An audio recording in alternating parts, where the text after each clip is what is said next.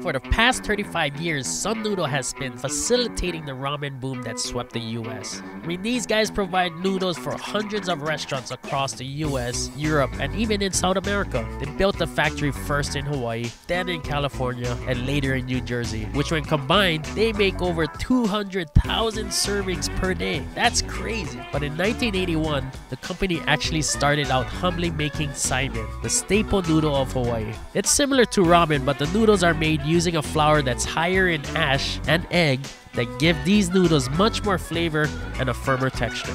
So the recipe dates back to the plantation era in Hawaii. It's a perfect example of the type of food that can only come together out of the blend of immigrant cultures that exists here on the islands. It's like a blend of Chinese, Japanese, and Portuguese in a bowl.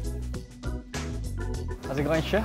Hey man. Nice to see you, man. Thank you for having me. So yeah, welcome to Sun Noodle. When we go make wontons at home, it's always Sun Noodle brand. You're very much a part of the Hawaii culture. How did Sun Noodle end up in Hawaii? My grandfather had a noodle factory in Japan. My dad was 19, wanted to, explore the world. He came here with one machine, kind of that one suitcase story. Yeah. And then started a little noodle operation and went door to door to each restaurant that he could. Couldn't speak English, and so had to use it by showing the noodles. And that's how kind of Sun Noodle started. Since in Hawaii we have Chinese, Filipino, all kinds of culture. This factory makes more than just Japanese noodles. We make chow mein, chow fun, wonton, gyoza skins, and it's very diverse. And so he came here expecting to sell more ramen noodles. But as we know it, there's like a Saimin shop at every restaurant, and so he learned how to make Saimin noodles by speaking to the local chefs. I would say a majority of our products that we make out of this factory is Saimin. Like, I grew up eating Saimin my whole life, and I still don't know what the roots of Saimin is. Is it Chinese? Is it Japanese? Is it Okinawan? For a lot of people, the plantations where you had a mix of Japanese, Chinese, Portuguese, Filipino people living on the same house. And so I think it's a blend of different people coming together to create a bowl of soup noodle. But the biggest difference for the noodles, the Saimin is a lot grayer or darker in color, and ramen is a lot more yellow. For our Saimin noodles, we use a flour that has a lot more ash content, so much more flavor, and that's why it's a little bit darker. So, Chef, we're gonna hand cut our wonton, 4x4. I'm ready. I'm gonna make like I cut the whole thing. Oh man, I already screwed this up. But this is the only factory that does the wontons? Yeah, out of all three for us. These are only very special if the customer wants it. All the products that they're making here today is for the local market. Oh, okay. All the Saimin shops in Hawaii. Yeah. I love that there's still at that aspect of it, being hand cut. The reason why we're a little bit different from other noodle manufacturers is because we're very chef driven. We listen to what the chef is wanting, and then we come back to the factory and try to recreate a noodle that works for them. And that's how we kind of built our business here in Hawaii. By 2004, we moved to California because a local ramen shop from Hawaii wanted to open in Southern California. So rad. That opportunity now has given us to grow on the mainland.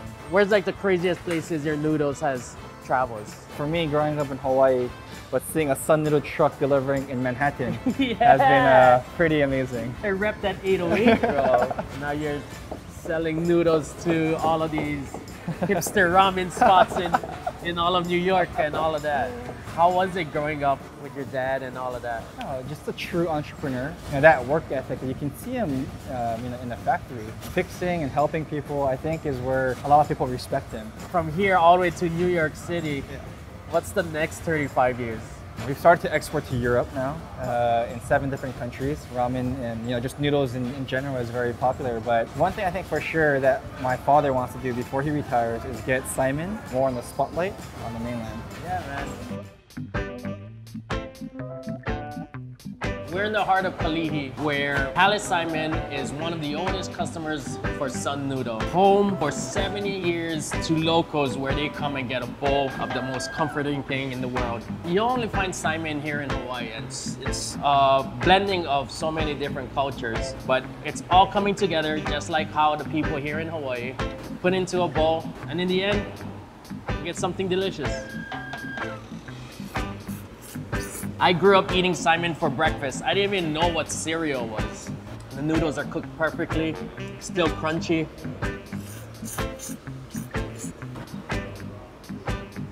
The broth is light, it's clear, perfect amount of salt, pork in the background. Simply topped with char siu pork and green onions. That to me, that's heaven. Saimin's one of the foods that when you eat it, it doesn't go to your stomach. Somehow it finds its way to your eyelids. And it's sitting right here.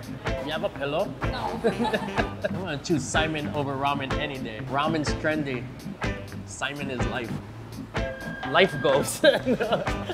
You can see the ham in these pigs. You can see the shoulders. You can see there's an arc in the back where the loin is.